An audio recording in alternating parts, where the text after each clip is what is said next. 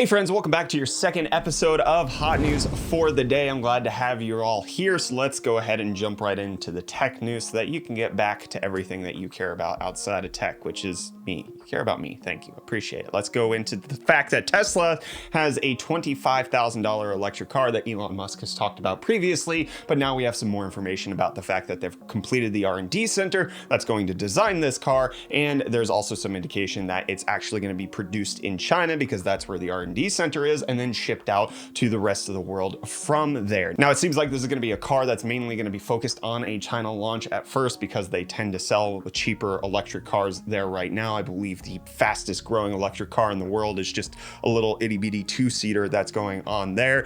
And the rumor is that this could potentially be called the Model 2, but it's trying to make good on the promise that Elon Musk made, where it's going to be a $25,000 fully autonomous electric vehicle. But they obviously need to increase their volume production, have the R&D completely done, and have batteries that are much cheaper in order to make this an affordable reality. There are several visual renders made of it, with the idea being calling this the Model 2, kind of like the Mazda 2 to the Mazda 3 is the general idea, especially since the lead designer at Tesla came from Mazda. But you can see it's more of a hatchback design that will appeal to people who want small cars and electric cars that go vroom. But according to a new report that came out from Edmunds, Teslas don't go vroom as much as they say they will, according to their tests, giving the EPA range estimate that is quoted by the companies versus what Edmunds actually tested. So you can see here that they tested a whole bunch of electric vehicles, showing that several of them did better than their EPA estimated range, such as the 2020 Audi e-tron Sportback, the 2020 Chevy Bolt, the Ford Mustang Mach-E, the Hyundai Ioniq.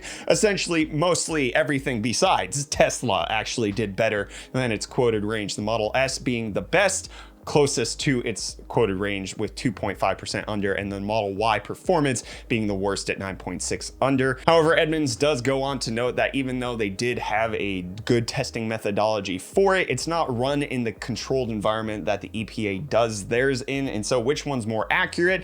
The short answer is neither. So many factors contribute to how far an electric vehicle will travel on a single charge that to come up with a single figure for every situation is impossible. The EPA's testing is highly controlled and standardized, but as we found in our testing, the real world correlation can vary dramatically depending on the vehicle. Because Edmunds' testing uses a more conservative driving style and puts greater emphasis on city driving over highway driving compared to EPA's mix, our figures will often be on the higher end for range, which usually equates to better efficiency, but that's not always the case. Overall, our figures are intended to provide EV owners and potential customers with an additional data point so that they can make more informed decisions. And from how I've heard this explained, not a great engineer on all of this kind of stuff, but Tesla's key advantage is the regenerative braking. They have a better motor, and so when they're done on city driving, they can actually accomplish a much better range than if you do a 60-40 city to highway split. And Teslas kind of don't do as well on the highway, and you're not going to get the full range there simply because of the extra resistance you get from the air drag that's going on. But then when it comes to cars like the Porsche Taycan,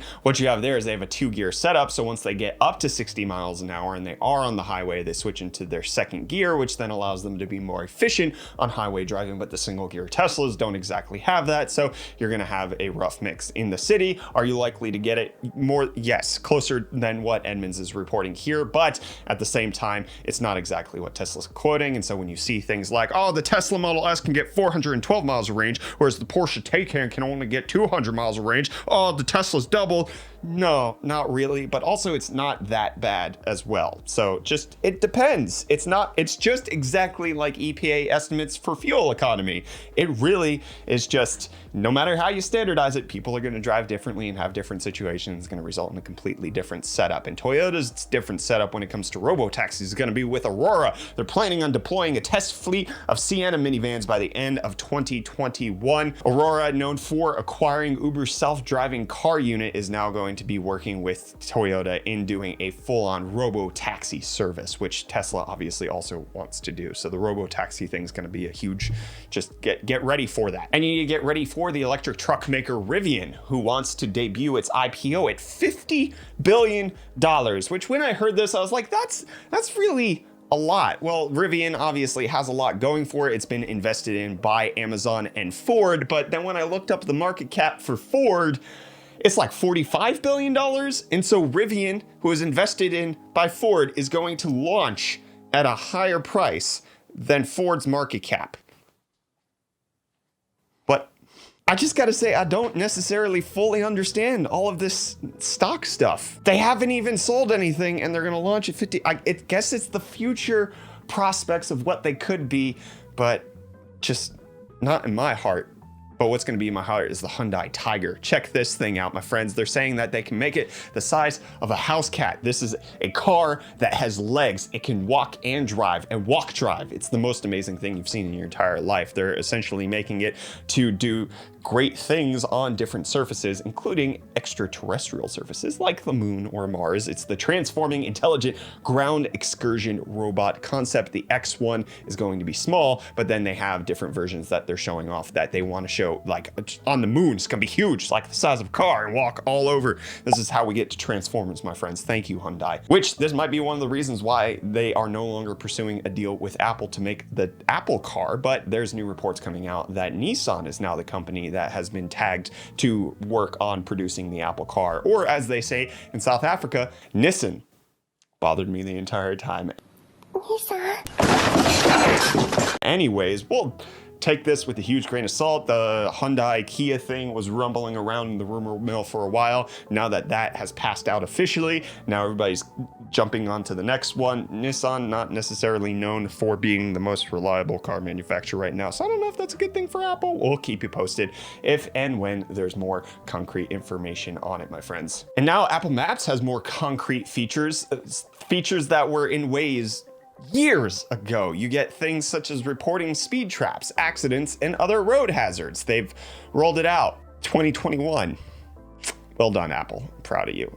Let's hope that your car has more features than this, because if we remember back to Apple Maps launch when they decided to stop using Google Maps, they didn't even have everything fully set up. Hopefully that's not how they do the cars thing. And nobody's doing the deal with TikTok right now, because the deal where Oracle and Walmart were gonna buy out the US version of ByteDance TikTok here in the US has officially indefinitely been shelved by the Biden administration, at least according to his press secretary, who said that it's just not happening right now, and it could happen in the future, but it's just not something on the plate with them focusing on pandemic relief at this point. But don't worry, we got more social media news for you. Twitter's Jack Dorsey says that he wants to build an app store for social media algorithms to create a decentralized network of algorithms that you could pull from and give you the best posts that you want to see. So you choose the algorithms that you want to deliver things to you, which I'm not sure how this works from the creator of Twitter,